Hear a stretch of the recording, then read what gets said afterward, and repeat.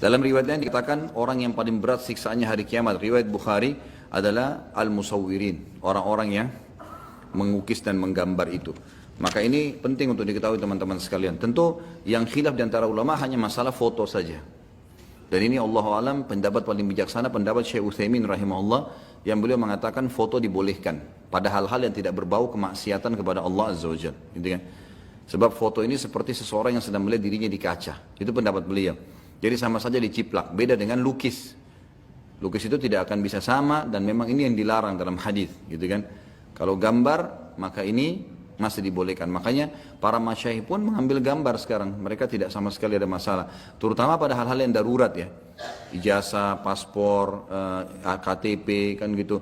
Semua butuh ya, apa namanya? Foto gitu kan. Tapi kalau orang sengaja pajang fotonya sesuatu yang tidak ada, ini lebih baik jangan, lebih baik dihindari. Terutama teman-teman bagi orang yang sudah meninggal dunia, fotonya jangan disimpan. Ini peringatan para ulama. Dikhawatirkan jangan sampai foto itu masuk di larangan tadi. Sehingga orang yang mati itu disiksa gara-gara foto. Saya subhanallah waktu masih kelas 3 SMA di Madinah, sempat saya simpan foto ibu saya, Allah yarham. Ibu saya meninggal. Ada bukan foto beliau, KTP-nya. Jadi ibu saya meninggal tahun 79. Semoga Allah rahmati tentunya. Waktu itu saya masuk umur 4 tahunan.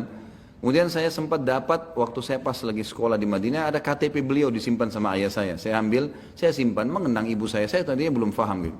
Teman saya subhanallah, sekarang beliau sudah Dr. Muhammad Rahili, adiknya Dr. Sulaiman Rahili, sahabat dekat saya. Kemudian dia bilang sama saya, dipanggil, duduk di mobil, terus dia nasihatin. Itu tuh kakak kelas saya, dia sudah tingkat 2 kuliah hadis. Dia bilang, Khalid, ente nggak berpikir akhi tentang masalah foto ibu ente kalau ente simpan. Karena pernah saya sampaikan kalau ada saya simpan. Saya bilang kenapa akhi? Hadisnya itu terlalu tegas gitu.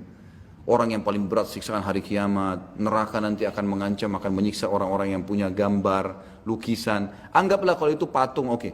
Tapi kalau foto kira-kira masuk, kalau masuk misalnya minimal, bagaimana nasib ibu ente? Gitu kan? Lebih baik jangan disimpan. Allahu alam, dan saran saya ente musnahkan. Saya nggak pakai tunggu waktu itu. Saya minta korek dari rumahnya, saya bakar dan alhamdulillah saya tidak simpan lagi. Karena mengenang orang tua kita dan kerabat kita sudah meninggal teman-teman dengan memperbanyak amal soleh buat mereka, bukan dengan fotonya. Ya, bahaya. Apalagi kalau foto ibu kita tidak tutup aurat misalnya. Orang-orang dulu kadang-kadang tidak tutup aurat, ya kan? Ini malah berbahaya. Jadi jangan bilang nanti diwaswas oleh syaitan, nanti kamu kenang orang tua kamu bagaimana? Ingat, pengikut Nabi Nuh alaihissalam jadi sesat justru karena datangnya iblis menjelma dalam hadis Bukhari dan berkata kepada mereka, maukah kalian mengenang orang-orang soleh itu Nuh dengan para sahabatnya? Maka kata generasi tabiinnya ini tentu saja. Ya.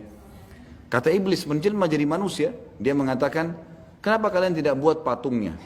Atau gambarnya dipahat, dibuatkan bingkai, kayak kita sekarang foto atau lukisan. Kalian taruh di rumah-rumah kalian, tidak untuk disembah, untuk dikenang. Supaya kalian kalau lihat, maka kalian selalu termotivasi ibadah. Iblis ini godaannya jangka panjang. Generasi tabiinnya buat tuh, ada yang pahat patung, ada yang pahat cuman lukisan, dipasang seperti kayu tapi ditempel di dinding rumah mereka. Nggak disembah. Subhanallah, setelah habis generasi tabiinnya, datang tabiinnya, gitu kan? Barulah iblis datang lagi mengatakan orang tua kalian dulu tidak meletakkan ini kosong, tapi menjadikan mereka perantara dengan Allah karena mereka orang soleh. Amal kalian tidak seimbang dengan amal mereka. Mulailah mereka menyembah berhala-berhala akhirnya terjadi kemusyrikan. Hati-hati teman-teman sekalian, gitu kan? Kita tidak tahu nanti foto-foto ini. Ini amannya ya. Kalau mau lebih aman, yang terbaik kita mengenang orang tua, kakek kita semua bukan dengan foto tapi dengan amal soleh, banyak doakan. Yang dibolehkan dalam agama, gitu kan? Menyebut-nyebut kebaikan mereka, bersedekah buat mereka, itu jauh lebih baik. Cukup nama dan selesai. Nabi SAW tidak ada fotonya. Kalau Allah mau, bisa ada gambar Nabi SAW. Bisa, tapi Allah nggak abadikan. Cukup ditahu ini ada nama Nabi Muhammad SAW, kita bacakan salawat buat beliau. Oh ini ada sahabat-sahabat yang masuk surga, 10 orang dan sahabat-sahabat yang punya kemuliaan. Dan ini fadilah-fadilahnya dinukil dalam buku-buku supaya kita tahu fadilah mereka dicontohi. Hanya itu. Bukan dikenang dengan gambar, karena ini berbahaya sekali efeknya. Jadi saya sarankan keluarga kita yang sudah meninggal, maka jangan dipajang apalagi disimpan.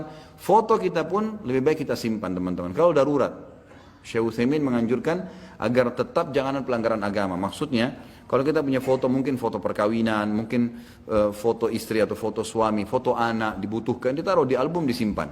Di HP pun darurat disimpan. Satu waktu perlu untuk identitas misalnya boleh. Tapi kalau untuk dipajang-pajang, ini ada hukum lain. Seperti misalnya tidak masuknya malaikat di ruangan yang ada gambarnya, itu masuk dalamnya foto kalau itu. Itu masuk di dalamnya juga foto, Allahu alam. Jadi hati-hati karena ini ancamannya sangat berat.